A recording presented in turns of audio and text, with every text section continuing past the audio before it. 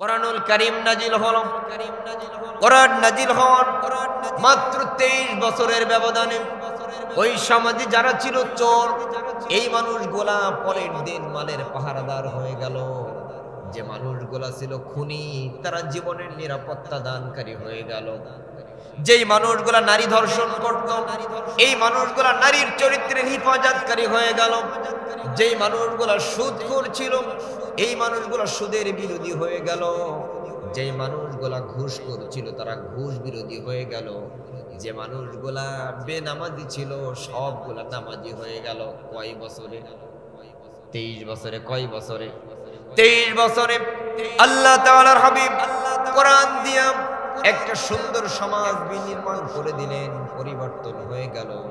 এমনকি আল্লাহর নবীর এক সাহাবী বলছে, আল্লাহর নবী সেই সাহাবীকে বলছে, আমার সাহাবী শুনে রাখো, সমস্ত সাহাবীরা যখন বিচলিত হয়ে গেল, কি হবে আমাদের?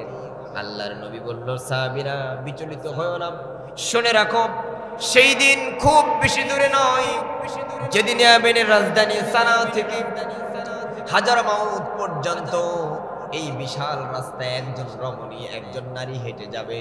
যেই রাস্তা দিয়া একজন পুরুষ হাঁটতে পারে না, এই রাস্তায় একজন নারী হেঁটে যাবে। দুনিয়ার কোনো মানুষ এই মানুষের গতিরোধ করবে না। একাকিনী রমণী নির্জন পথে যাবে, কোনো জন কটু কথা কবে না। কোনো জন পথে ঘাটে সম্পদের মোহে, খুনার রাহা জানি হবে না। সেই দিন আর নাই বেশি দূরে, আর কিছু পথ গেলে মিলবে। সেদিন সবাই খোদারি বিধান পে দুঃখ বেদনা ভুলবে। সেদিন আর রবে না হাহাকার, সেদিন আর কোনো হাহাকার ছিল না। কিন্তু এই কোরআন আমাদের কাছে 1450 বছর থাকার পরেও, যেই কোরআন দিয়ে আল্লাহর নবী গোটা সমাজ পরিবর্তন করে দিয়েছিলেন 23 বছরে, 1450 বছর আমাদের কাছে সেই কোরআন থাকার পরে, এখন এই জাতির সব থেকে হতভাগা, সব থেকে দুর্ভাগা, হতভাগা জাতির নাম হলো আজ মুসলমান।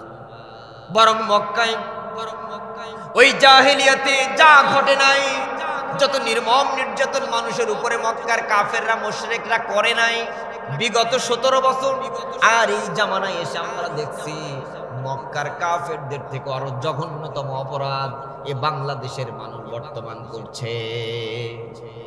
এদেশের রাস্তার মোড়ে মোড়ে মসজিদ, রাস্তার মোড়ে মোড়ে মাদ্রাসা, প্রতিটা গ্রাম, প্রতিটা অঞ্চলে ওয়াজ মাহফিল হয়, প্রায় বাড়িতে হাফেজ, লক্ষ লক্ষ হাফেজ, লক্ষ লক্ষ আলেম। এই দেশে কোরআন হয়ে গেছে আমাদের দেশের তাবিজের কিতাব আর খতম পড়ার কিতাব। এই কোরআন আল্লাহর নবী সমাজ গঠন করেছিলেন, আর আমার দেশে কোরআন হলো খতম পড়া কিতাব। বাবা মারা গেল, দাদা মারা গেল, কোরআন দিয়ে খতম পড়ানো হয়। এর থেকে ধোঁকাবাজি আর কিছু হতে পারে না। কারণ একজন মানুষ মারা গেলে আল্লাহর নবী বলেছে 3টা আমলের দরজা খোলা থাকবে, নেক সন্তান, সাদাকায়ে জারিয়া, আর একটা হলো যদি মানুষকে কোনো ইলম শিক্ষা দিয়ে যান। কিন্তু কেউ মারা গেলে যদি কোরআন পড়ানো হয়, মনে রাখবেন এই কোরআন পড়ানোর সওয়াব ট্রান্সফার হয় না। এটা যে পড়ে তার সওয়াব হয় 10 নেকি করে। আর যদি তার ওই চিন্তা থাকে যে কোরআন পড়লে এখান থেকে কিছু হাদিয়া দেবে, খাওয়া দেবে, তাহলে যে পড়বে তারও সওয়াব হবে না। তাহলে কোরআন তাবিজের কিতাব হয়ে গেছে, কোরআন হয়ে গেছে এখন খতম পড়া কিতাব। এই জন্য আজকে আমাদের কাছে কোরআন থাকার পরেও এই সমাজ পরিবর্তন হয় না। কেন পরিবর্তন হয় না? এবার একটু কানটা খাড়া করে শুনুন ভাইয়েরা। আল্লাহর নবী যেই কোরআন দিয়া 23 বছরে মক্কার কুফফারদেরকে ভালো মানুষ বানালেন, বরং মক্কার সব থেকে জঘন্যতম যে অপরাধ ছিল, আল্লাহ তাআলা বলেন, ওয়া ইযাল মাউদাতু সুইলাত বিআইয়ি যামবিন কুতিলাত। কোন অপরাধী জীবন্ত মেয়েটাকে হত্যা করা হলো। মক্কার সব থেকে বড় অপরাধ ছিল বাবা তার জীবন্ত কন্যা কবর দেয়, কিন্তু আমরা দেখেছি এই বাংলাদেশে জীবন্ত মেয়ে তার মা বাবাকে বেডরুমের ভিতরে হত্যা করে ফেলে। মক্কার জাহেলিয়াতে বর্তমান বাংলাদেশে বিগত 17 বছরে আর এই সময় যতটা জাহেলিয়াতের ঘটনা ঘটেছে, মক্কার জাহেলিয়াতে এমন কোন নৃশংস ঘটনা আপনি দেখাতে পারবেন না। মক্কার কুফারেরা একজন মানুষকে ধর্ষণ করতে ঠিক, কিন্তু সুবর্ণচরে 4 সন্তানের সামনে যেভাবে মাকে ধর্ষণ করেছে এমন নৃশংসভাবে কাউকে ধর্ষণ করে নাই। আমার ভাইয়েরা সবাই একটু জিকির করি সুবহানাল্লাহ। আছে না নাই একটু জানতে হবে কিনা? আমার কলিজার টুকরা ভাইয়েরা, এই জাতি আজ ধ্বংসের দ্বার প্রান্তে পৌঁছায় গেছে। এদেশের শ্রেষ্ঠ বিশ্ববিদ্যালয় বুয়েট গতকালকেও দেখলেন খুলনার কুয়েট বিশ্ববিদ্যালয়ে ছাত্ররা মারামারি করে মরে। আছে না নাই? 100-র উপরে ছাত্রগুলো আহত হয়ে গেছে। কেন হবে? মুসলিমদের শিক্ষা প্রতিষ্ঠান। আর এদেশে বিগত দিনগুলোতে যত মানুষের ফাঁসি হয়েছে, যতজন ক্রস ফায়ারে গিয়েছে, যতজনকে নির্মমভাবে নির্যাতন করে মেরেছে, সবগুলোই মুসলমান। শতকরা 90% দেশের মুসলমান। এই দেশে কেন শুধু মুসলমানরা মার খাবে, শুধু মুসলমানেরাই মরবে? তাহলে চক্রান্তটা কাদের একটু জানার দরকার আছে না নাই? প্রিয় ভাইয়েরা আমার, এই সমাজ ধ্বংসের মূল কারণ হলো কয়েকটি উল্লেখ করার চেষ্টা করব। কারণ আমাদের দেশে অধিকাংশ মানুষ, আল্লাহ তাআলা বলেন ওয়া মা ইউমিনু আকসারুহুম বিল্লাহি ইল্লা ওহুম মুশরিকুন। এদেশের অধিকাংশ মানুষ ঈমান আনার পরেও মুশরিক। কার কথা? ঈমান আনার পরেও মুশরিক। আর যারা শুধু শুক্রবারে নামাজ পড়ে, আমি প্রায় বলি এরা কিন্তু ঈমান আনে নাই, এরা হচ্ছে ধোঁকাবাজ, এরা হচ্ছে মুনাফিক। নরমাল নয়, আন্তর্জাতিক খ্যাতি সম্পন্ন যে শুধু শুক্রবারের দিন নামাজ পড়ে। কথা কি বুঝতে পারছেন? এ ধোঁকা দেয় আল্লাহকে গিয়া নামাজে দাঁড়ায়া বলে রব ইয়াকা না'বুদু ওয়া ইয়াকা নাস্তাঈন ইহদিনাস সিরাতাল মুস্তাকিম। আল্লাহ তাআলার কাছে নামাজে দাঁড়ায়া বলে আল্লাহ তোমার গোলামি করি, তোমার দাসত্ব করি, তোমার কাছে পানা চাই। এই বলে সালাম ফিরাইয়া মারবে দৌড়। আর একটা সপ্তাহ মসজিদের খবর নাই। তারপরও যাবে সবার শেষে আর বের হবে সবার আগে। আর যদি জিলাপি দেখে মসজিদে তাইলে ওইটা আর বের হবে না। আছে না নাই? এই জন্য ভাইয়েরা আমার, জুমার নামাজীদেরকে বলা হয় না, ইমানদারদেরকে বলা হয়েছে অধিকাংশ মানুষ ঈমান আনার পরেও মুশরিক। কার কথা? আমার ভাইয়েরা, কোন মানুষগুলো ঈমান আনার পরে মুশরিক? আল্লাহ রাব্বুল আলামিন কোরআনুল কারীমের অন্য আয়াতে জানিয়ে দিয়েছেন, ইয়া আইয়ুহাল্লাযীনা আমিনু বিল্লাহ। হে তোমরা যারা ঈমান এনেছো, আর একটা বার তোমাদের ঈমান শুধরায়া নাও। কার প্রতি? আল্লাহর প্রতি। যারা ঈমান এনেছো, আইয়ুহাল্লাযীনা আমানু, হে ঈমানদার, আমিনু বিল্লাহ, তোমরা আরেকটা বার ঈমান আনো। কার প্রতি? তাহলে আমরা ঈমান আনি নাই? আমরা ঈমান এনেছি, তাহলে ঈমানদারদের আল্লাহ আরেকবার ঈমান আনতে কেন বলছে? তাফসীরে এসেছে আমি ঈমান এনেছি। এই কথা একজন বান্দা যখনই বলবে, 4টা জিনিস তার মানতে হবে। তার 1 নাম্বার হলো আল্লাহ রাব্বুল আলামিনের অস্তিত্ব তাকে মেনে নিতে হবে। আমি ঈমান এনেছি কথা বলার সঙ্গে সঙ্গে একজন ঈমানদারের 4টা শর্ত মানতে হবে। কয়টা? আজকে এটা শিখে যান। কয়টা? 4টা মানতে হবে। 1 নাম্বার আল্লাহর অস্তিত্ব মানতে হবে, 2 নাম্বার আল্লাহর গুণাবলী মানতে হবে, 3 নাম্বার আল্লাহর আইন মানতে হবে, 4 নাম্বার ক্ষমতার মালিক মানতে হবে। কাকে? আমার কলিজার টুকরা ভাইয়েরা, এবার একটু বোঝার চেষ্টা করুন। 1 নাম্বার আল্লাহর অস্তিত্ব মানব। অস্তিত্ব মানে আল্লাহ একজন আছেন না নাই। এই আল্লাহ যে একজন আছে, এইগুলা কি কাফেরেরা আবু জাহেল, উতবা, শাইবা, ওয়ালিদ ইবনে মুগীরা, মক্কার ওই কুফফার গুলো কি বিশ্বাস করতো যে আল্লাহ একজন আছে? করতো? আমার ভাইরা এবার একটু বুঝুন, আল্লাহ তাআলা বলেন ওয়ালা ইন সাআলতাহুম মান খালাকাস সামাওয়াতি ওয়াল আরদি লা ইয়াকুলুন্না আল্লাহ। হে নবী, তুমি যদি আবু জাহেলকে জিজ্ঞাসা করো, উতবাকে জিজ্ঞাসা করো, হে নবী তুমি যদি আবু জাহেলকে জিজ্ঞাসা করো, উতবাকে জিজ্ঞাসা করো, ওয়ালিদ ইবনে মুগীরা, শাইবাকে যদি তুমি জিজ্ঞাসা করো কে তৈরি করেছে আকাশ আর কে তৈরি করেছে জমিন, আবু জাহেল, উতবা, শাইবা, ওয়ালিদ ইবনে মুগীরা এক বাক্যে জবাব দিয়ে দিবে লা ইয়াকুলুন্না আল্লাহ। আকাশ আর জমিন তৈরি করেছেন যে রব, সেই রবের নাম কি? তাহলে কাফেরেরা আল্লাহরে কি করত? বিশ্বাস করত, আল্লাহকে মানত। আল্লাহকে বিশ্বাস করার পরেও কেন তারা কাফের? কেন তারা জাহান্নামী? ও আমার ভাইরা আবার একটু বোঝুন, বাইতুল্লাহ ভেঙে ফেলবেন যে বাদশা, তার নাম কি ছিল? নাম কি? বাদশা আব্রাহাম। কাবা ঘর ভেঙে চুরমার করে দিবেন। আব্দুল মুত্তালিবের কাছে খবর পাঠালো তোমার বাইতুল্লাহ গুলো ভাঙা হবে, বাইতুল্লাহ ভেঙে চুরমার করে দেওয়া হবে। আব্দুল মুত্তালিব বলল কাবা ঘর তুমি ভেঙে চুরমার করে দাও, কিন্তু তুমি যে আমার উট গুলো ধরে নিয়ে গেছো, আমার উট গুলো তুমি ফেরত দিয়ে দাও। আব্দুল মুত্তালিব কি ঈমান এনেছিল? ইসলামের দাওয়াত কি পেয়েছে?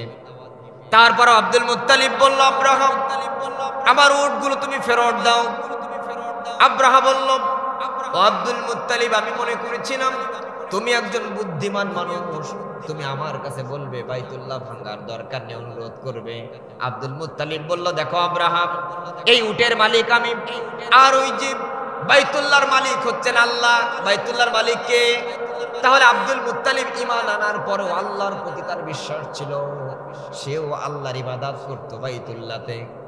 বাইতুল্লাহতে ইবাদত করা অবস্থায় সে বলে দিল আব্রাহাম শুনে রাখো, উটের মালিক আমি, আমার উট আমাকে ফেরত দিতে হবে, আর ওই বাইতুল্লাহর মালিক হচ্ছেন আল্লাহ। কোরআন নাজিল হওয়ার আগে কোরআনের আয়াতের কথাই যেন বললেন ইন্না, সবাই ইন্না নাহনু নাযালনা যিকরা ওয়া ইন্না লাহু লাহাফিজুন। কোরআন নাজিল করেছি আমি, আর এই কোরআন হেফাজত করবেন কে?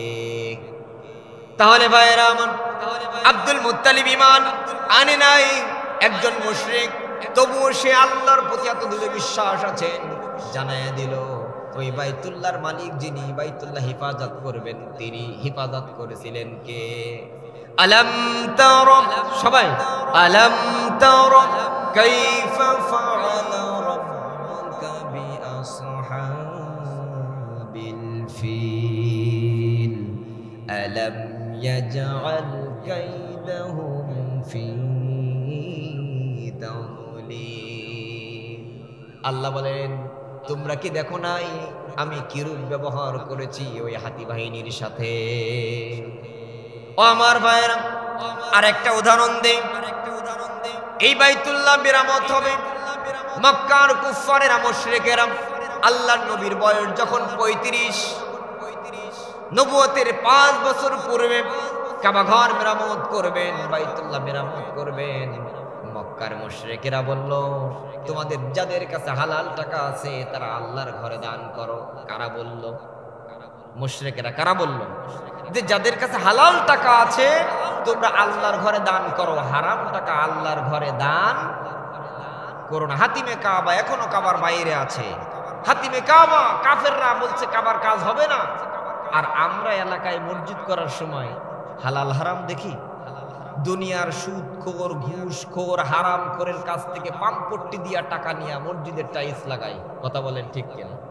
ও আমার ভাইয়েরা, তাহলে বোঝা গেল মক্কার কুফফারদের ঈমান এই জায়গায় আমাদের থেকেও বেশি ছিল। আমরা মসজিদ করার সময় এই চিন্তা করি না, কারণ নামাজের জন্য আরকান হাকাম কয় ফরজ? 13 ফরজের প্রথমটা শরীর পাক। নামাজের জন্য শরীর পাক রাখতে হবে। কিন্তু যেই ব্যক্তি সুদের টাকা খেয়ে, ঘুষের টাকা খেয়ে, বোনের জমি মারা টাকা, ভাইয়ের জমি মারা টাকা, ফুফুর জমি মারা টাকা খেয়ে, ওজনে কম দেওয়া টাকা, খাদ্যে ভেজাল দেওয়া টাকা, এক কথায় হারাম উপার্জন করে যার দেহ রক্ত মাংস গোশত তৈরি হয়েছে, আল্লাহর নবী বলেন লা ইয়াদখুলুল জান্নাতা জাসাদান গুজিয়া বিল হারাম, আল্লাহর জান্নাতে ওই ব্যক্তি প্রবেশ করতে পারবে। তাহলে ভাইরা, নামাজের জন্য শরীর পাক দরকার। শরীরের বাইরের ময়লাগুলো গোসল করেছেন, পবিত্র হয়ে গেছে, কিন্তু হারাম টাকা খেয়ে খেয়ে রক্ত মাংস গোশত তৈরি করেছেন। যতদিন এই দেহ নিয়ে সেজদা দিবেন, একটা সেজদা আল্লাহর দরবারে কবুল হবে। কথা কি বুঝতে পেরেছেন? এই জন্য ইন্নাস সালাতা তানহা আনিল ফাহশাই ওয়াল মুনকার, নামাজ মানুষের খারাপ কাজ থেকে ফেরায়। আমরা দেখি অসংখ্য নামাজি সামনের কাতারে দাঁড়ায় নামাজ পড়ে, সেজদা দিতে দিতে কপালে দাগ পড়ে গেছে, কিন্তু সুদ ঘুষ অন্যায় অবিচার এখনো ছাড়তে পারে নাই। তসবি এমন ঘোরা ঘোরে, মুরব্বী চাচার আর একজনের সাথে গল্প করে, টিভি দেখে, তাও তসবি ঘোরে, মনে হয় যেন ব্যাটারি ফিট করেছে তসবিতে। কথা বলেন? যার নামাজ তার জীবনকে পরিবর্তন করতে পারে না, যার নামাজ তার জীবনকে সুন্দর করতে পারে না, বুঝতে হবে সামথিং ইজ রং, তার নামাজে কোথাও ভুল হয়ে যাচ্ছে। ও আমার কলিজার টুকরা ভাইয়েরা, তাহলে 1 নম্বর শরীর পাক, 2 নম্বর কাপড় পাক হওয়া লাগবে, 3 নম্বর নামাজের জায়গা পাক দরকার আছে না নাই? মক্কার কাফেরেরা হারাম টাকা মসজিদে লাগায় নাই, কারণ হলো ওই হারাম টাকা যদি মসজিদে লাগানো হয় জায়েজ হবে না সেজদা দিলে।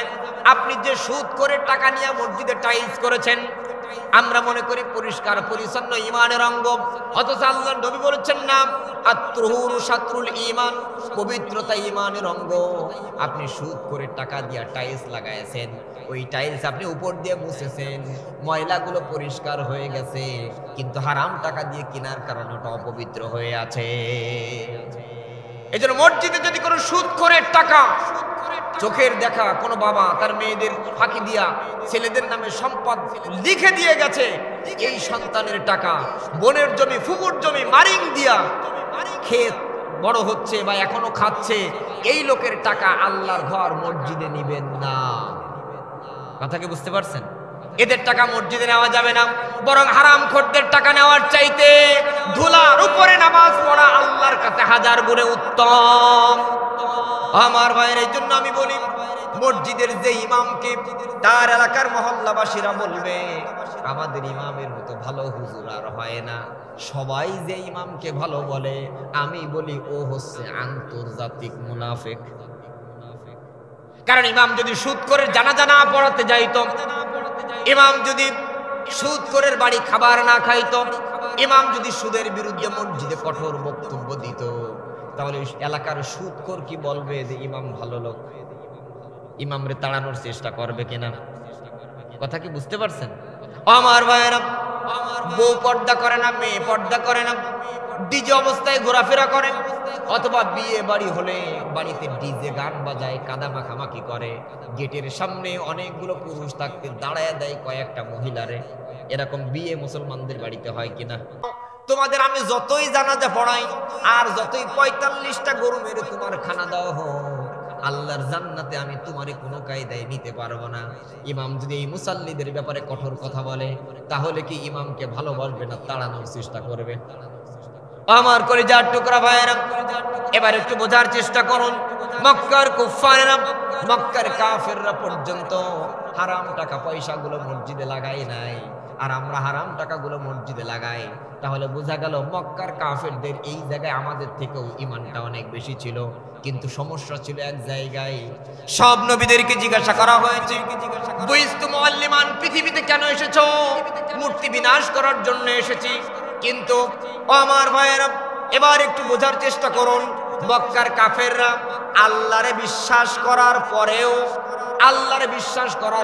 কেন তারা জাহান্নামী? আল্লাহরে বিশ্বাস করার পরেও কেন তারা মুশরিক? তারা আল্লাহ তাআলা বলেন উদুনি আস্তাজিব লাকুম, আমাকে সরাসরি ডাকো আমি সাড়া দেব। কিন্তু ওই মক্কার কাফেররা আল্লাহরে সরাসরি ডাকতো না, মূর্তির মাধ্যমে ডাকতো। কার মাধ্যমে? এখনো রাস্তার মোড়ে মোড়ে মূর্তি আছে না নাই? যশোরে পালবাড়ির মোড়ে মূর্তি, স্কুল কলেজে মূর্তি। আচ্ছা বলেন, এই জাতিকে সব থেকে বেশি ধ্বংস করেছে এদেশের শিক্ষা ব্যবস্থা। যেই কোরআন দিয়ে আল্লাহর নবী 23 বছর সমাজ পরিবর্তন করেছেন, আল্লাহর কসম করে বলি, আজকে যদি এই শিক্ষা ব্যবস্থা ক্লাস 1 থেকে শুরু করে মাস্টার্স পর্যন্ত প্রতিটা জায়গায় কোরআনকে বাধ্যতামূলক করা হতো। এই যে কুয়েটে গতকাল 100 জন আহত হয়েছে, বুয়েটে আবরার হত্যা হয়েছে, বিশ্বজিৎ হত্যা হয়েছে, এমন নৃশংস কোনো খুন আর মারামারি হতো না। কথা বলেন ঠিক কিনা? এই জাতিকে ধ্বংস করেছে শুধুমাত্র শিক্ষা ব্যবস্থা আলাদা করে দিয়েছে, একটা মাদ্রাসা একটা স্কুলের, এবং স্কুলের ছাত্রদেরকে দিয়া মুসলমানের দেশ। এই দেশে 52তে ভাষা আন্দোলনে যারা জীবন দিয়েছে তারা শহীদ। দেশের জন্য যারা জীবন দিয়েছে, নিজের অধিকার আদায়ের জন্য যারা জীবন দিয়েছে, ঈমান থাকলে সে শহীদ। এই শহীদের জন্য মূর্তি বানায়া ফুল দিয়ে পূজা করতে হবে। কোরআন হাদিসের কোথায় আছে বলেন? আছে? তাদেরকে ফুল দিয়া পুজো করলে, নির্দিষ্ট শহীদ মিনারে গিয়ে 1.5 মিনিট চুপ থাকলে কি তারা ভেস্তে যাবে? বরং এগুলো হিন্দুয়ানি কালচার। কিন্তু মুসলমান দেশে কেন মাদ্রাসাও কেন শহীদ মিনার তৈরি করে তাদের জন্য দোয়া না করে, দান সাদাকা না করে তাদের জন্য পূজার ব্যবস্থা করা হলো? কথা বলেন। আলেম ওলামারা কথা বলেন এই ব্যাপারে। শুধু তাই নয়, ছবি আর মূর্তি যেই ঘরে থাকে সেখানে কি রহমতের ফেরেশতা ঢোকে?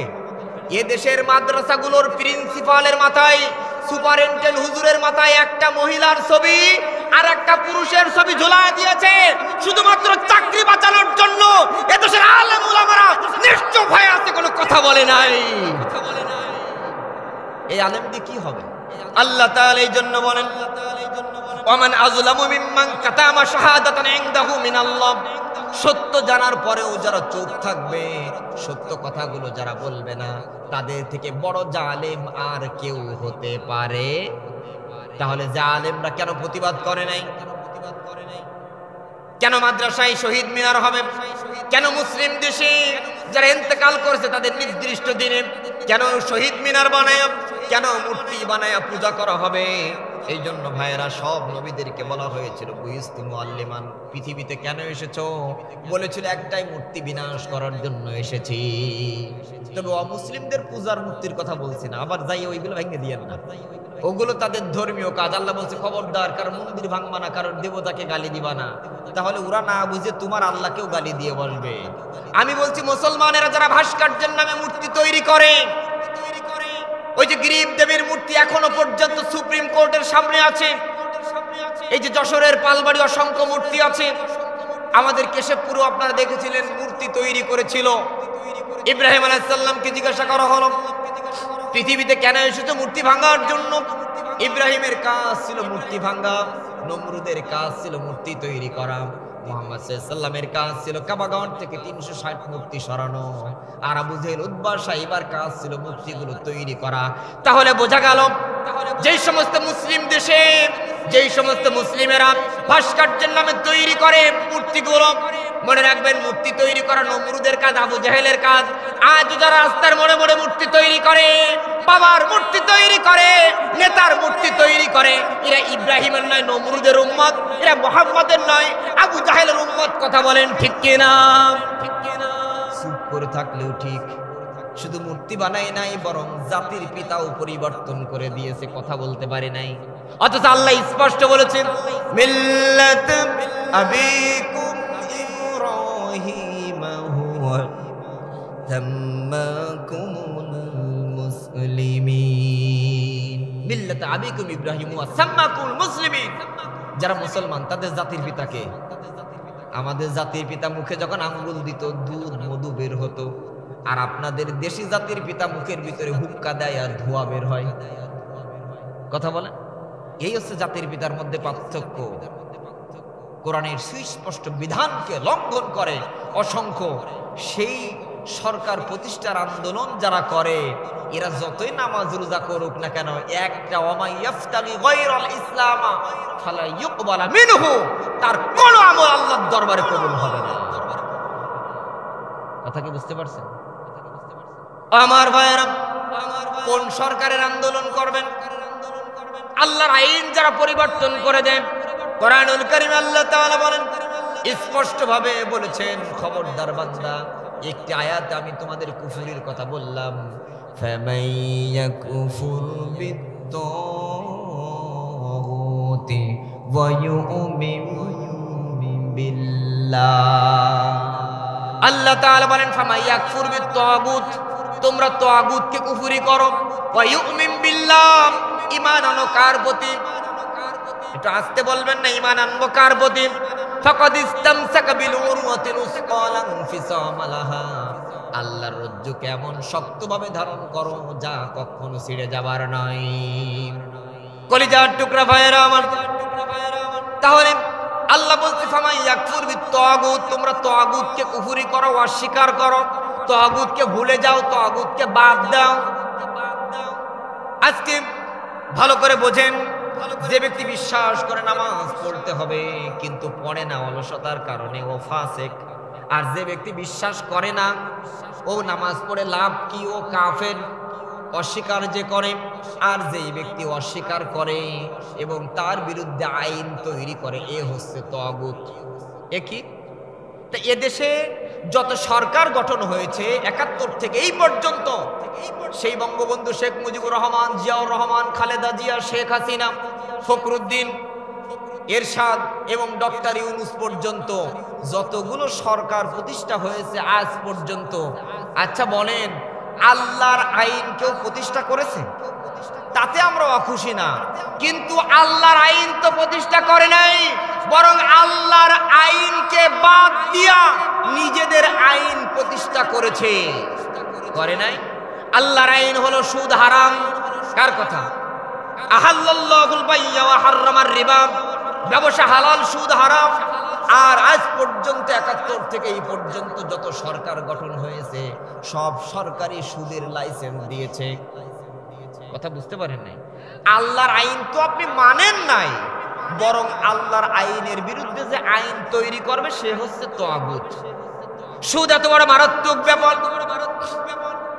কোন দেশে যদি ইসলামী রাষ্ট্র কায়েম হয়ে যায়, কোন দেশে যদি ইসলাম প্রতিষ্ঠিত হয়ে যায়, তাহলে সুদের ১ দিরহাম যে সুদ খাবে, সুদের শাস্তি হলো যদি তার থেকে তওবা করে ফিরে না আসে তাহলে তাকে শিরচ্ছেদ করতে হবে। মানুষে মুরতাদ হয়ে যাবে। শিরচ্ছেদ দুনিয়ার আইনে আপনার করা হলো না, কিন্তু আপনার জন্য শিরচ্ছেদ থাকলো আখিরাতে। এ শাস্তি দুনিয়ায় বাস্তবায়ন হয়নি, কিন্তু আখিরাতে আছে কিনা? আখিরাতে আছে কিনা? তাহলে এমন একটা আইন, যার আইন হলো যে সুদখোর সুদ খাবে তাকে শিরচ্ছেদ করতে হবে, সেই আইন আপনি দেশে বৈধতা দেন কেমনে? জিনার আইন কি শিরচ্ছেদ করা কিনা? অবিবাহিত হলে ১০০ বেতের আঘাত মারতে হবে, আর বিবাহিত হলে মাজা পর্যন্ত পুঁতে পাথর মারতে হবে। এটা কার আইন? আল্লাহর আইন। কিন্তু আল্লাহর আইনকে আপনি না মেনে আপনি ভেশ্যাখানা, পতিতালয় লাইসেন্স দিয়েছেন। কথা কি বুঝতে পারছেন? কথা কি একটু বোঝা যায়? কোন সরকারের আন্দোলন করেন, কোন সরকার ক্ষমতায় আনার আন্দোলন করেন, মনে রাখবেন এদেশের যুব সমাজ আর দেশ নষ্টের প্রধান গুরু মশাই হচ্ছে এদেশের রাজনৈতিক দলের নেতা আর কর্মীরা। শুধুমাত্র ঘন ঘন সরকার পরিবর্তন আর সামসা নেতাদের পিছনে ঘুরে ঘুরে ইয়াং জেনারেশনদের পড়ালেখাগুলো ধ্বংস হয়ে যাচ্ছে। শুধু একমাত্র খেলাফত যদি প্রতিষ্ঠিত হয়ে যায়, দেশ নিয়ে রাজনীতিতে কারোর মাথা ব্যথা থাকবে না, শুধু মাথা ব্যথা থাকবে নিজেদের দেশ কিভাবে উন্নয়ন করব, নিজে কিভাবে ডেভেলপ করব, এই চিন্তা থাকবে। কিন্তু এ দেশে এই যুব সমাজ, এই জাতি ধ্বংসের মূল কারণ হলো রাজনৈতিক অস্থিতিশীলতা এবং কিছু দুর্নীতিপরায়ণ কিছু রাজনীতিক লোকদের কারণেই এদেশের যুব সমাজ এ দেশটা ধ্বংসের দ্বার প্রান্তে চলে গেছে। যাদের হাতেই আমরা এই দেশকে তুলে দিয়েছি দেশকে পরিবর্তন করবার জন্য, সে এই দেশের মায়া ভুলে গিয়ে বিদেশে গিয়ে দেশের টাকা দিয়ে বিদেশে গিয়ে বাড়ি বানাইছে। আমাদের হজের টাকাও নিয়ে গেছে। ইন্ডিয়া পার্শ্ববর্তী দেশ, এই দেশে মাত্র 2 লাখ 2.5 লাখ টাকা লাগে হজে যেতে। আর আমাদের মুসলিম কান্ট্রি, এখানে মানুষ যাতে হজে না যেতে পারে তার জন্য 2 লাখ টাকার হজ নিয়ে বানাইছে 7 লাখ টাকা, যাতে ওই হারামখোরেরা জনগণের টাকা, রাস্তার ইট বালু যারা চুরি করছে এরাই ছাড়া হালাল টাকা দিয়া মানুষে বছরের পর বছর 10 টাকা 20 টাকা 50 টাকা জমায়া হারাম টাকা ছাড়া হালাল টাকা দিয়া যে হজে যাবে সেই ব্যবস্থাও বাংলাদেশে রাখে নাই। আমার কলিজার টুকরা ভাইয়েরা, তাহলে আল্লাহর আইনকে যারা পরিবর্তন করে এরা তাগুত। এরা কি? কোন মানুষ যদি তাগুতকে অনুসরণ করে, কোরআনে একটি মাত্র আয়াতে আল্লাহ রাব্বুল আলামিন নিজেই কুফরি করতে বলেছেন, সেটাই হলো ফামাইয়াকফুর বিত-তাগুত। তাগুতকে কুফরি করো ওয়া ইউমিন বিল্লাহ ফাকাদ ইসতামসাকা বিল উরওয়াতিল উসকা লা ইনফিসামা লাহা। তাগুত হলো আল্লাহ আইন দিয়েছেন সুদ হারাম, আমার আইন যারা মানবে না আল্লাহ তাআলা বলছেন শুনে রাখো, ফাইল্লাম তাফালু ফাযানু বিহারবিম মিনাল্লাহি ওয়া রাসূলিহি। আল্লাহর ঘোষণা শোনার পরেও যারা সুদের সাথে লেনদেন রাখবে এরা আল্লাহ আর নবীর সাথে যুদ্ধ করার জন্য প্রস্তুত হয়ে যাও। শুধু তাই নয়, তাহলে বোঝা গেল আজকের সমাজে যারা সুদখোর, সুদের লেনদেন যারা করে, সুদের লাইসেন্স যারা দেয়, এরা হচ্ছে সব আল্লাহর সাথে আর আল্লাহর নবীর সাথে যুদ্ধ করে। তার মানে হলো এরা বর্তমান জামানার আবু জাহেল, উতবা, শাইবা, ওয়ালিদ ইবনে মুগীরা। আল্লাহর নবী আরো বলেন শুনে রাখো, একটা টাকা যে সুদের খাবে, সুদের লেনদেন করবে, সুদ নেবে, সুদ দেবে, সুদের সাক্ষী, সুদের লেখক 36 বার আপন মায়ের সাথে জিনা করার সমান হয়ে যাবে। হাল ইয়াস্তাবিল্লাযিনা ইয়ালামুনা আল্লাযিনা লা ইয়ালামুন। জানা ব্যক্তি আর না জানা ব্যক্তি, চক্ষুওয়ালা ব্যক্তি আর অন্ধ ব্যক্তি কোনোদিন এক হতে পারে? কোরআনের চোখ দিয়ে আপনি যেইগুলারে, আপনার স্বাভাবিক চামড়ার চক্ষু দিয়া যেইগুলারে আপনি ব্যাংক দেখেন, সুদি ব্যাংকগুলো, যেইগুলা এনজিওর অফিস দেখেন, কোরআনের চোখ দিয়ে আমরা ওইগুলা ভেশ্যাখানা, পতিতালয় দেখি। বরং দৌলদিয়ার পতিতালয়, মায়ের সাথে জিনা করানোর কোনো ব্যবস্থা নেই, কিন্তু এই সুদি ব্যাংকগুলো, এনজিওর অফিসগুলো আপন মায়ের সাথে জিনা করায়। তার মানে আমাদের চোখে দৌলদিয়ার ভেশ্যাখানার থেকেও এই ব্যাংক, এই এনজিওর অফিসগুলো কোরআনের চোখে, আলেমদের চোখে আরো জঘন্যতম পতিতালয়। যদি আপনার চোখে না দেখেন এটা আপনার ব্যর্থতা, আপনাকে দেখতেই হবে। কারণ কোরআনের প্রথম যে আয়াত নাজিল হয়েছে, ইকরা বিসমি রাব্বিকাল্লাযী খলাক খলাকাল ইনসানা মিন আলাক। আপনি জানি না এই কথা বললে মায়ের সাথে সাথে শুরু হয়ে যাবে, বরং আগে জানাটাই আপনার জন্য ফরজ। এজন্য ভাইয়েরা আমার, যে কথা বলছিলাম, এই সমাজ ধ্বংসের প্রধান কারণ হলো এই দেশের মানুষগুলো। আমরা ওমা ইউমিনু আকতারুহুম বিল্লাহি ইল্লা ওয়া হুম মুশরিকুন, অধিকাংশ মানুষ ঈমান আনার পরও মুশরিক। কারণ এই দেশের মানুষ আল্লাহর আইন, আল্লাহর বিধানগুলো এখনো বোঝে না। আল্লাহর আইন বিধান তো দূরের কথা, জানাজার নামাজটাও বোঝে না। জানাজার নামাজে দাঁড়ায় কয় হুজুর নামাজের নিয়ম বলে দেন। চিন্তা করা যায় কার জন্য জীবন শেষ করছেন দেখছেন? ওই কবরে গিয়ে যখন মাটি দেন, এত ব্যস্ত, 2 মিনিট লেট করে যদি মাটি দেয়, একটু ঠান্ডা মাথায় মাটি দিতে পারে, কিন্তু এত ব্যস্ততা দেখায়, একজন আর একজনের মাথার উপর দিয়া মাটি চেনে মেরে চলে যায়। ওই মানুষের জন্য আপনি জীবনটা তেজপাতা করে দিয়ে যাচ্ছেন। যে আপনার জানাজার দাঁড়ায় বলে হুজুর জানাজার নামাজের নিয়ম বলে দেন, ফরজে কিফায়া জানাজার নামাজ যে পড়তে পারে না, ওরে বলবেন ভাই তোর জানাজা পড়ার দরকার নেই, তুই ওই পাশে দিয়ে দাঁড়া, তোরে দিয়ে জানাজা পড়ে আমার লাভ হবে কি? আমার তো আল্লাহর কাছে দোয়া দরকার। তুমি এখনো জানাজা পড়তে পারো না, 45-50 বছর বয়স, তোমারে জানাজা পড়ে কোনো লাভ নেই, তুমি ওই পাশে দিয়ে দাঁড়াও। কষ্ট বলেন ভাইয়েরা? বাস্তবতা, এটা বাস্তবতা, এটা বাস্তবতা। আমার কলিজার টুকরা ভাইয়েরা, এবার একটু বুঝুন, এই দেশ ধ্বংসের কারণ শিক্ষা ব্যবস্থাগুলো পরিবর্তন করে দেওয়া। এদেশের মাস্টার্স পর্যন্ত একটা ছাত্র পড়ে এসে নিজের বাবার জানাজা পড়তে পারে না, আছে না নাই? এই শিক্ষা ব্যবস্থা দিয়ে জাতি কি লাভ হবে? এই জন্য আলেমদের প্রতি বিনয়ের সাথে অনুরোধ থাকবে, শিক্ষা ব্যবস্থাকে ঢেলে সাজাতে হবে। এদেশের কওমি মাদ্রাসাগুলোতে বাংলা, অঙ্ক, ইংরেজি, সমাজ বিজ্ঞান নিজেরা পড়ে এদেশের ওসি, ডিসি, এসপি, টিওনো, ইওনো হতে হবে, নতুবা ওয়াজ মাহফিল করে মানুষ পরিবর্তন করা সম্ভব নয়। প্রতিটা রাস্তার মোড়ে মোড়ে ওয়াজ মাহফিল দিলেও পরিবর্তন সম্ভব নয়। বরং আমরা দেখি যে যুব সমাজ কর্তৃক মাহফিল হয়, ও যুবকরাও ওই দিন নামাজ পড়ার সময় হয়, আছে না নাই? কাজেই যদি একজন আলেম মাথায় পাগড়ি, মুখে দাড়ি, আর বিশাল লম্বা পাঞ্জাবি, ওই লেখাপড়া করে আল্লাহর ভয় যার অন্তরে আছে, ওই কওমি মাদ্রাসার ওখানে লেখাপড়া করে সে যদি এক জায়গার এসপি হয়, ডিসি হয়, ওসি হয়, সব থেকে বড় দুর্নীতি হয় যেখানে ভূমি অফিস, ওখানকার একজন ভূমি অফিসার যদি সে হয়, তাহলে ওই জায়গার দুর্নীতি বিদায় হয়ে যাবে। একটা থানায় 100 বক্তা হলেও সেই থানার মানুষ পরিবর্তন হবে না। একটা থানায় যদি প্রতিটা ওয়ার্ডে ওয়ার্ল্ড ওয়াজ মাহফিল হয়, সে ওয়ার্ল্ডের মানুষ পরিবর্তন হবে না। কিন্তু একটা থানার টিওনো, একটা থানার ওসি এবং একটা ভূমি অফিসের অফিসার যদি আল্লাহওয়ালা ব্যক্তি হয়, সেই থানার মানুষ পরিবর্তন হতে বাধ্য হয়ে যাবে। এই জন্য শিক্ষা ব্যবস্থা পরিবর্তন করতে হবে। ব্রিটিশদের ওই মাদ্রাসার আলাদা আর স্কুলের আলাদা এই ধরনের শিক্ষা ব্যবস্থা যদি থাকে, এই জাতি কোনোদিন পরিবর্তন হতে পারবে না। এই ওয়াজ মাহফিল শুধুমাত্র ওই কানে শুনে মজা হবে, মানুষের পরিবর্তনের কোনো লাভ এতে।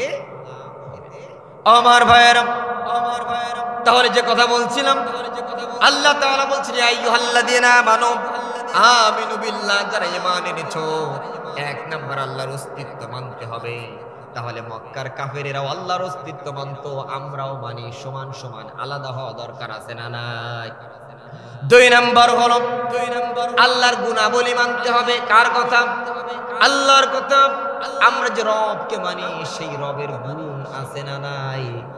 ছেলে দেওয়ার গুণ কার? মেয়ে দেওয়ার গুণ কার? ছেলে মেয়ে উভয় দেন কে? আবার বন্ধা করে দেন কে? এটা কার গুণ?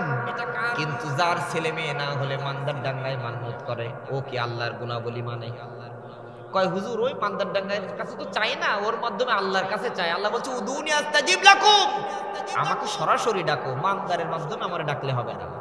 খান জাহান আলী রহমতুল্লাহ মাজারে মুরগি দিয়ে আমার ডাকলে হবে না। শাহজালাল রহমতুল্লাহ মাজারে গিয়ে আমার ডাকলে হবে না। উদুনি আস্তাজিব লাকুম, আমাকে সরাসরি ডাকো, আমি সাড়া দেব। কার কথা? তাহলে আল্লাহ তাআলা বলেন লিল্লাহি মুলকিস সামাওয়াতি ওয়াল আরদি ইয়াখলুকু মান ইয়াশা। আল্লাহ রাব্বুল আলামিন বলেন সূরাতুশ শূরা 49-50 নম্বর আয়াতে, আমি যাকে ইচ্ছা ইয়াহাবু লিমান ইয়াশাউ ইনাসা, আমি যাকে ইচ্ছা কন্যা সন্তান দান করি। কার কথা? আবার যাকে ইচ্ছা পুত্র সন্তান দান করি, যুকুরা। আবার যাকে ইচ্ছা আউ ইউযাউযুহুম যুকুরানা ওয়া ইনাসা, আবার যাকে ইচ্ছা আমি পুত্র কন্যা উভয় দান করি। যাকে ইচ্ছা ঈমান বন্ধা করে দেয় কে?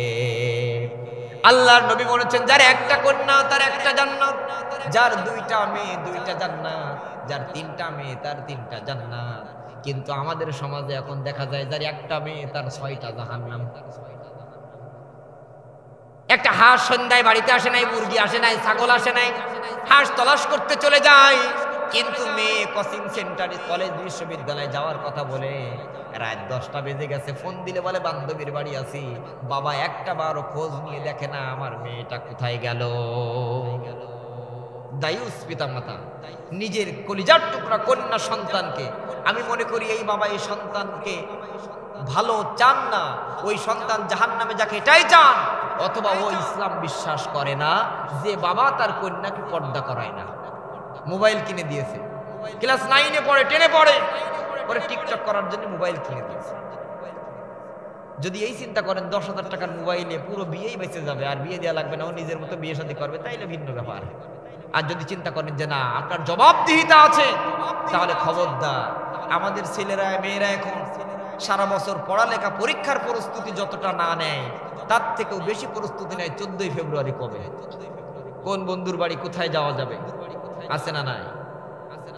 এই দেশ, এই জাতি, এই যুব সমাজ ধ্বংসের 2 নাম্বার বড় কারণ হলো এই জাতি বিদেশি পশ্চিমা সংস্কৃতি এই জাতির ভিতরে একেবারেই নেশার থেকেও জঘন্যতম কায়দায় ধরে বসেছে। এ জাতির আহাম্মক গুলো, গাধাগুলো 31st নাইট পালন করে, জানুয়ারির পহেলা দিন, আছে না নাই? আচ্ছা বলেন, ফাঁসির মঞ্চে যাবেন 5 বছর পরে, আর মাত্র 1 বছর আপনার জীবন থেকে চলে গেল, মানুষ কি আনন্দ করবে নাকি দুঃখ প্রকাশ করবে? দুঃখ প্রকাশ করবে কিনা? মানুষের জীবন থেকে 1টা বছর চলে গেল।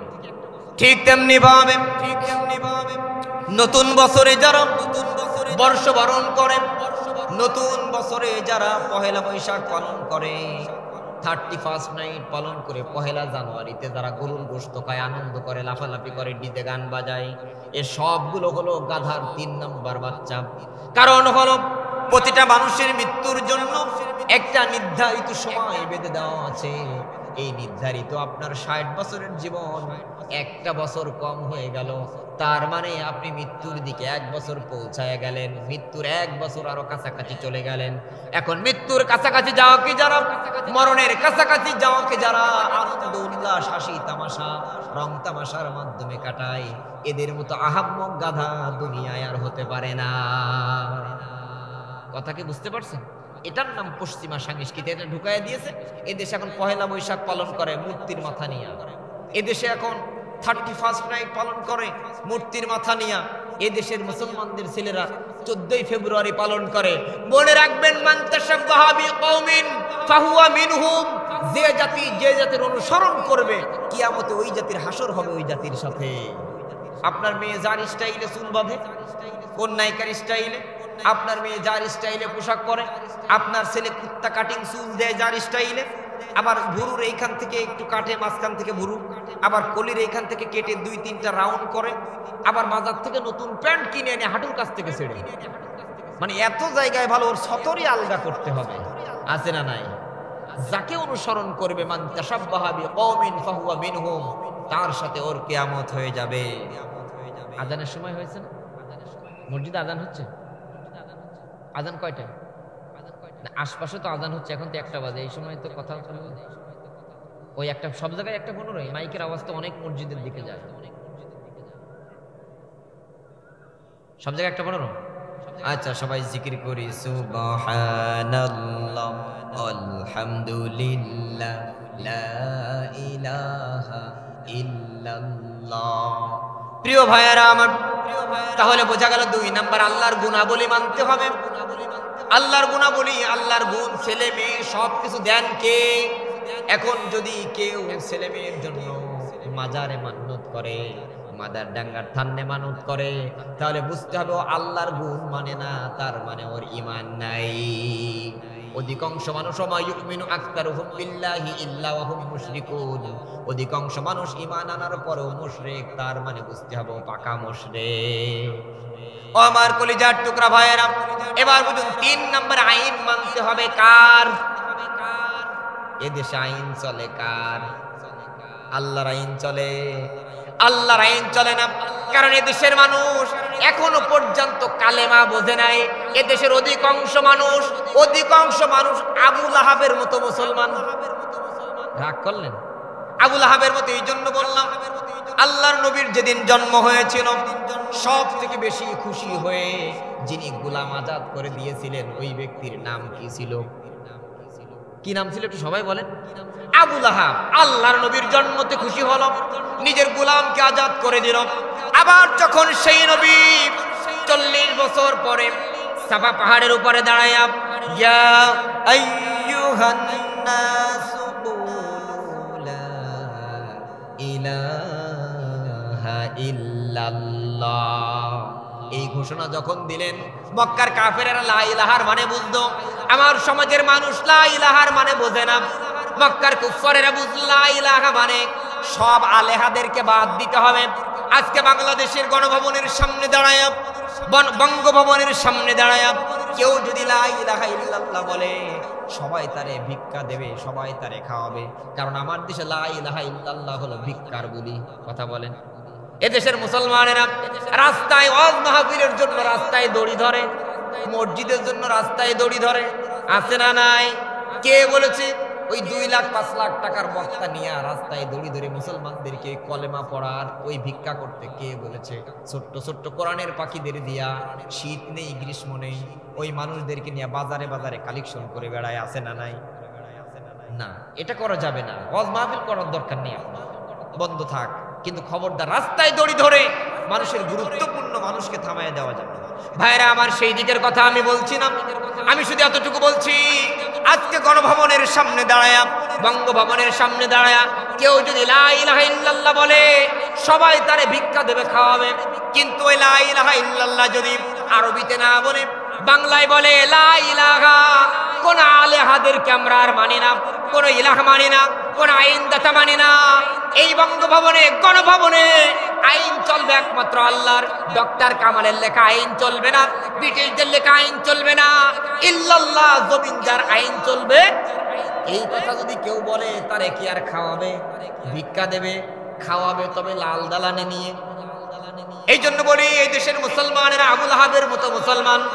আবুল আহাব যখন, তার কানে যখন ভেসে এলো মুহাম্মদ সাল্লাল্লাহু আলাইহি ওয়াসাল্লাম যখন দ্বীনের দাওয়াত দিচ্ছেন লা ইলাহা, আবুল আহাব বুঝলো ওই মূর্তি আমার আর থাকবে না, আমার ওই মূর্তিগুলো এখন ফেলে দিতে হবে। সর্বপ্রথম বিশ্ব নবীর দিকে যিনি থুতু নিক্ষেপ করলেন, বিশ্ব নবীকে যিনি মারার জন্য এগিয়ে গেলেন, সেই লোকটার নাম কি ছিল? যে আবুল আহাব 40 বছর আগে নবীর জন্মতে খুশি হয়ে নিজের গোলামকে মুক্ত করে দিলেন, এই আবুল আহাব 40 বছর পরে বিশ্ব নবীকে মারতে চাইলেন।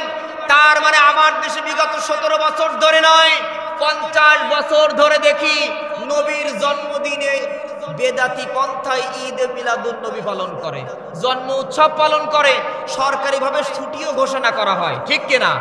আবার যখনই বলা হয় ওই নবীর কাছে আসা দিন সংসদে বাস্তবায়ন করতে হবে, যারা বলে আবুল আহাব যেমন মুহাম্মদ সাল্লাল্লাহু আলাইহি ওয়াসাল্লামের উপর আক্রমণ করেছিল, এই আবুল আহাবের গোষ্ঠীরাও তাদের উপরে আক্রমণ করে ফাঁসির মঞ্চে ঝুলাই, কথা বলেন ঠিক কিনা? কথা কি বুঝতে পারছেন?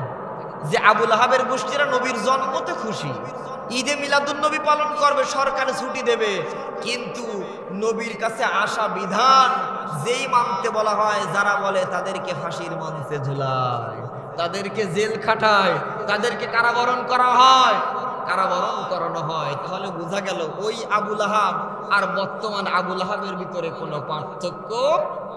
এরা নবীর জন্মদিনে খুশি হয়, কিন্তু নবীর আইন মানতে, আমার ভাইয়েরা, তাহলে আল্লাহর আইন মানতে হবে। ইনিল হুকমু ইল্লা লিল্লাহ, জমিন যার আইন চলবে। কিন্তু আমাদের দেশে তো আল্লাহর আইন চলে না, কোরআনের আইন চলে না, মানব রচিত আইন তৈরি করে, মানব রচিত আইন চলে গণতন্ত্র। তার মানে সকল ক্ষমতার উৎস হলো জনগণ। ভাবা যায়? নাউজুবিল্লাহ করছেন, আপনি তো নিজে আন্দোলন করেন, গণতন্ত্রের আন্দোলন, কথা বোঝেন নাই? আন্নাল কুওয়াতা লিল্লাহি জামিআ, সব ক্ষমতার উৎসকে। কিন্তু আমাদের দেশে জনগণ আইন তৈরি করে, যেই জনগণ 3 বার পাতলা পায়খানা, 2 বার বমি হলে যে জনগণ নিজে চলতে পারে না, সে নাকি আইনদাতা। আল্লাহ তাআলার আইন দিয়ে, আল্লাহ তাআলার বিধান দিয়ে মক্কার কুফফারেরা পরিবর্তন হয়ে গেল মাত্র 23 বছরে। সেই আইন মানুষ আল্লাহর আদালতে চালু করতে, দুনিয়ার আদালতে চালু করতে চায় না আল্লাহর আইন। এরা মানব রচিত আইন, মানব রচিত পন্থা বিধানের জন্য রক্ত জীবন পর্যন্ত দিয়ে দেয়। রক্ত যখন দিয়েছি, রক্ত আরো দেব। মনে রাখবেন, আল্লাহর আইন চালু করতে ছাড়া যদি কেউ দুনিয়ায় রাজনীতির কারণে যদি কেউ মরে যান, কিয়ামতের ময়দানে সন্ত্রাস হিসেবে আল্লাহর আসামির কাঠ গড়ায় দাঁড়াবে। শুধুমাত্র তারপরও আল্লাহ দ্বীনকে প্রতিষ্ঠার আন্দোলনে গিয়েও শহীদ হলে সেই ব্যক্তি শহীদ হবে না যার চিন্তা থাকবে লোকে আমার শহীদ বলবে, ইন্নামাল আমালু বিন্নিয়াত, বা আমি ফিরে আসলে লোকে আমার গাজী বলবে, সেও শহীদ না। আর আপনি তো আপনার দল নিয়ে ওয়াজ মাহফিল করতে পারতেন। সামনে এমন দিন আসবে যে ওয়াজ মাহফিলের পারমিশনও আর পাওয়া যাবে। আর নতুন করে যারা মানুষের উপরে জুলুম করছেন, তাদের চোখে আঙ্গুল দিয়ে দেখায় দিই, দুপুর বেলায় যারা স্বর্ণের নৌকায় বসা ছিল, স্বর্ণের নৌকা সামনে নিয়ে বসা ছিল, আল্লাহ জুলুমের কারণে সন্ধ্যার সময় তাদের জেলেদের নৌকায় উঠাইয়া দিয়েছে। দুপুর বেলায় যারা গণভবন আর বঙ্গভবনে ছিল, সন্ধ্যাবেলায় তাদের কলার পাতায় শোয়াইয়া দিয়েছে। তাদের হাতে RAB, police, army, BDR, BGB, প্রতিটা বাহিনী, মসজিদ কমিটি, স্কুল কমিটি, পায়খানা ঘরের কমিটি পর্যন্ত তাদের দলীয় লোক। তারপরেও 40 মিনিট শেষে কথা বলতে দেয় নাই। কাজেই নতুন করে মানুষের উপরে জুলুম করার আগে ভাববেন যে আপনার হাতে কি আছে। এই জাতি যদি আরেকবার জেগে ওঠে, এই জাতি এখন গুলির সামনে জীবন দিতে জানে। এই জাতি যদি আরেকবার জেগে ওঠে, মানুষের উপর জুলুমকারীদের 40 সেকেন্ডও জায়গা হবে না। কথা বলেন ঠিক কিনা? এই জন্য আল্লাহ তাআলা বলেন, ওয়ালা তাহসাবান্নাল্লাহা গাফিলান আম্মা ইয়ামালুয যালিমুন। তোমরা মানুষের উপরে যারা জুলুম করো, তোমরা মনে করো আল্লাহ দেখে না? প্রতিটা জুলুম আমি দেখি, আমি সময় দিই। আমি নূহ আলাইহিস সালামের জাতিকে 950 বছর সময় দিয়েছিলাম। তারপরে নূহ যখন দোয়া করেছিল লা তাদার আলাল আরদি মিনাল কাফিরিনা দাইয়ারা, আমি 950 বছর পরে নূহ আলাইহিস সালামের গোষ্ঠী শুদ্ধ যারা ঈমান এনেছিল তাদের ছাড়া সব জাতিকে আমি ধ্বংস করে দিয়েছিলাম। আমি হুদ আলাইহিস সালামের জাতি, আদ জাতি, এত সুন্দর মানুষ, 12 হাত করে লম্বা, 13 হাত করে লম্বা মানুষ, এমন সুন্দর মানুষ আর আল্লাহ তাআলা বলেছেন আর পৃথিবীতে আসে নাই। এই হুদ আলাইহিস সালামের আদ জাতিদেরকে জুলুমের কারণে আমি ধ্বংস করে দিয়েছিলাম। সালেহ আলাইহিস সালামের জাতিকে জুলুমের কারণে ধ্বংস করে দিয়েছিলাম। লূত আলাইহিস সালামের জাতিকে জুলুমের কারণে ধ্বংস করে দিয়েছিলাম। মাদিয়ানবাসী শুআয়ব আলাইহিস সালামের জাতিকে আমি ধ্বংস করে দিয়েছিলাম। আর ফিরাউনের গোষ্ঠীদেরকে, মূসা আলাইহিস সালামের জাতি, এই ফিরাউনের গোষ্ঠীকেও আল্লাহ ধ্বংস করে দিয়েছিল। 54 বছর পরে বাশার আল আসাদকে আমি ধ্বংস করে দিয়েছি। 17 বছর পরে বাংলাদেশের মানুষকে জুলুম নির্যাতনের কারণে এই জালিমকে আমি আল্লাহ ধ্বংস করে দিয়েছি। কাজেই নতুন করে যারা জুলুম করবে ভাববে তোমাদেরকেও আল্লাহ ধ্বংস করে দিবে। এই জন্য খবরদার জুলুম করা যাবে না। আর আমাদের পরিচয় হবে আমরা মুসলিম। আমাদের পরিচয় কি? এখন কোন আলেম ওলামারা, কোন মুসলমানরা এখন আর বিভিন্ন দলে বিভক্ত হওয়া যাবে না। সবাই একতাবদ্ধ হয়ে আল্লাহর জমিনে আল্লাহর দ্বীন প্রতিষ্ঠার আন্দোলন অবশ্যই করতে হবে, এটা ফরজ। কথা বুঝতে পারছেন? আল্লাযীনা আমানু ইউকাতিলুনা ফি সাবিলিল্লাহ ওয়াল্লাযীনা কাফারু ইউকাতিলুনা ফি সাবিলিত তাগুত। যারা ঈমানদার তারা আল্লাহর আইন বাস্তবায়নের জন্য আন্দোলন করে, আর যারা মুমিন আর যারা কাফের তারা তাগুতের আইন প্রতিষ্ঠার কাজ করে যায়। এজন্য আমরা সবাই মুমিন থাকবো। কি থাকবো? মুমিন থাকবো ইনশাআল্লাহ। আমাদের প্রভু এক নবীর জীবন বিধান ওই শিবানী কোরআন। আমাদের প্রভু এক নবীর জীবন বিধান ওই শিবানী কোরআন। তবে কেন এখনো হে মুসলমান এক হও করিয়া আহ্বান। বাইতুল্লাহ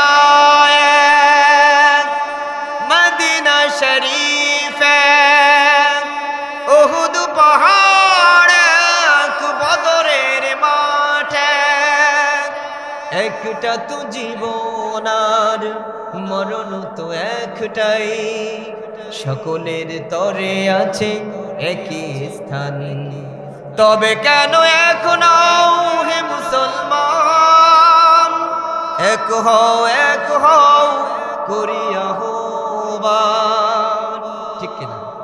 সবাই এক থাকবো তো ইনশাল্লাহ। আমরা কে কোন দল হিংসা করবো না। যে তাবলীগ করছে আলহামদুলিল্লাহ, মানুষকে নামাজের দিকে আহ্বান করছে। যে চরমোনায় যাচ্ছে, অনেক যুবক ভাইয়েরা চরমোনায় গিয়ে দাঁড়িয়ে রেখে আলহামদুলিল্লাহ ভালো হয়ে যায়। কওমি লেখাপড়া যারা করছে আলহামদুলিল্লাহ ভালো আলেম হচ্ছে। আলিয়া যারা আলহামদুলিল্লাহ ভালো আলেম হচ্ছে। জামাতের ভাইয়েরা কলেজ ইউনিভার্সিটিতে যুবক মানুষদেরকে মোটিভেটেড করে ইসলামের দিকে আহ্বান করছে। আর নিজেদের ভুল ত্রুটি নিয়ে সবার সামনে মিডিয়াতে না বলে আলেম উলামারা এক জায়গায় বসে যার যে সমস্যা আছে আমরা সমাধান করে নিয়ে সব উলামারা যদি আল্লাহর কথা মতো ঐক্যবদ্ধ হতে পারি, আল্লাহর কসম করে বলি এদেশের আলেমরা যদি 17 বছর এইভাবে যদি ছড়ানো ছিটানো না থেকে ঐক্যবদ্ধ থাকতো, এই বাংলার জমিনে একটা আলেমকেও অন্তত সাইদি সাহেবের মতো মানুষকে করতে পারতেন না। কথা বলেন ঠিক কিনা? এই জন্য আবার যদি এক হয়ে যায়, বাংলার জমিনে নতুন কোন জালেম বা পুরনো কোন ফ্যাসিস্ট বাংলার জমিনে আর জায়গা পাবে না। কোরআনের সুন্দর একটি সমাজ প্রতিষ্ঠিত হয়ে যাবে। আল্লাহ আমাদের এই সমাজটাকে সুন্দর একটি সমাজ তৈরি করে দিক বলে আল্লাহুম্মা আমিন।